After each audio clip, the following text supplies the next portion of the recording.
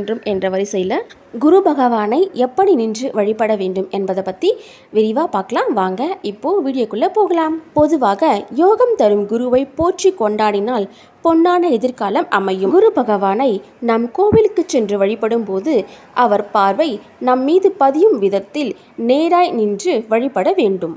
சனியை சாய்வாய் நின்று கும்பிடு, குருவை நேராய் நின்று கும்பிடு என்று ஜோதிட சாஸ்திரம் சொல்கிறது. அந்த அடிப்படையில் குருவின் சந்நிதியில் நேரில் நின்று வழிபட்டால் சீரும் சிறப்பும் செல்வாக்கும் நமக்கு வந்து சேரும். குரு பகவானின் சந்நிதியில் நாம் பாட வேண்டிய பாடல்: வானவர் கரசே வளம் தரும் குருவே, காணா இன்பம் காண வைப்பவனே, பொன்னிற முல்லையும் புஷ்பராகமும் உந்தனு கழித்தால் உள்ளம் மகிழ்வாய், சுண்டல் தானியமும் சொர்ண அபிஷேகமும் கொண்டுனை வழிபட குறைகளை தீர்ப்பாய், தலைமை பதவியும் தனித்தோர் புகழும் நிலைய